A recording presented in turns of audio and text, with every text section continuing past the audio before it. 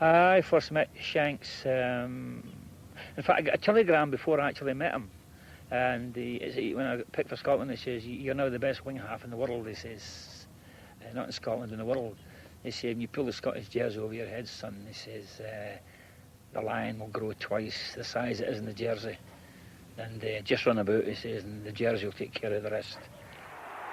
What the Scottish football jersey has been asked to take care of is an awful lot. For many Scots, an international match becomes a kind of fever chart of the nation. The graph of national self-confidence has for long been affected by what happens on the football park. A good team is a tonic. A bad one hits the country like a virus. Any player who pulls the emblem of Scotland over his head finds it wins a crowd. A good result will send Scottish self-doubt into remission. A bad defeat can amount to a national relapse. This is Wilshaw's fourth of the match. He's the first man to score 4 in a big match at Wembley. Gamble. One great goal can restore some confidence. 3-1! A brilliant individual goal! I mean, we lump national expectations on 11 lads who happen to be good at playing football. And we do that more than any other country in the world. And it is absurd. I mean, there are a lot of reasons, I think, for it. I mean, football is one of the few games that Scotland plays independently on the world stage. And we don't compete as a separate nation, say, in the Olympics or something like that. So football is overwhelmingly more important than it should be in Scotland, and always has been. The desire to see what we need to see happening on the field can be intense enough to bring on colour blindness. It's a penalty kick to Scotland. Up goes the hand and the punch, if ever there was one. McLeish. Oh, that was a push, surely. Is that a goal? It is by Rush. Oh, I thought it was a push. Well, there's no doubt at all it is the self-destruct. It's, I think we have an good conceit of ourselves. We think we gave the world the game, and what we have forgotten, all of us, is that the world caught up and then overtook us. That's Junior. But perhaps if Scots had a surer sense of themselves in other areas, the loss of a goal in a football match wouldn't make them feel that other countries were stealing their birthright. Let's go, Jordan, and a keeper. Or that a near miss was a national disaster. Oh, Billy Bremner. Or that a victory means more than being good at a great game. Nicholas, he's done it!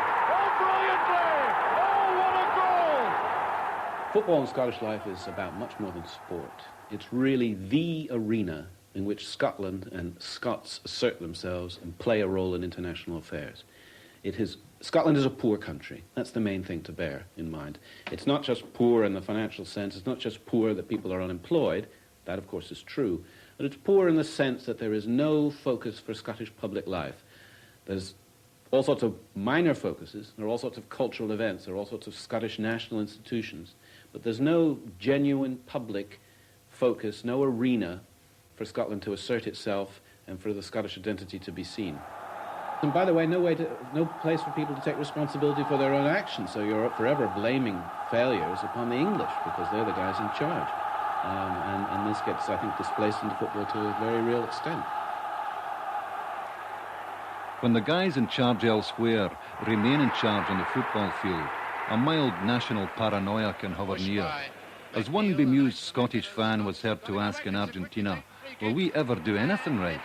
And when we do, we can be just as quick to exaggerate its importance. Of course, we're accused all the time, as you know, of having a pervasive and very defensive sense of inferiority about the game. I've always insisted that that's not entirely true. I think the truth is that we have a deep-rooted conviction that the rest of the world is conspiring to conceal how marvellous we are. It's a far-reaching conspiracy. A country as distant and underdeveloped as Peru can act as if they had never heard how good we are. On top of the single, and it's 1-8. The emotional importance Scotland has invested in the game of football can often rebound on us. Space for the shot. Oh, Scotland had started promisingly enough. The early games against England were sporting contests, so genteel in their intentions that the tickets might have read, "Monocles will be worn." But the popularity of the game with the industrial working classes demanded a more robust commitment. The winning of a Scottish cap came to carry with it a responsibility to match the honour. The players were expected to convey through football, like a code, an expression of Scottish nationality. The need for that expression was always at its most strident against England. A Scotland-England international became a means for Scots to reclaim, however briefly, a separate sense of themselves from the country whose parliament had absorbed their own. The skills of football players became a primitive grammar for expressing feelings that had no other language. The message was essentially a public contradiction of the more patronising assumptions of the English. I look upon Scotland as part of the British Empire, as it were. You know, I used brought up as a kid, and we had all that pink on the map, and we used to look and say, "Isn't it marvellous? You know, look, we own all this." It's gradually receded as the years have gone on, but I hope that Scotland's still with us. And the same with Ireland. And that isn't just affectation. That's the way I was brought up as a kid. And living through the war as a teenager, when, you know, I mean, the Australians, they were fighting for us, the New Zealanders. I have nothing against them. I love them, same as the Scots, just the same in my book. So it is rather strange that they look upon me as some kind of, you know, tribal totem pole to stick pins in all the while. I don't mind. It's quite a compliment, I suppose, really. It probably isn't meant to be. On the football field, the United Kingdom still shows the joins. Sporting skill is a declaration of difference, and every goal a celebration of a distinct identity. There's a strong sense that we should do England every time we meet them, and everybody enjoys it. I certainly love doing that. Sometimes I get the feeling that they would forgive us for failure in the World Cup as long as we continue to do the English.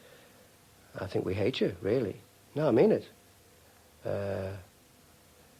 No holds barred, because I know the same applies.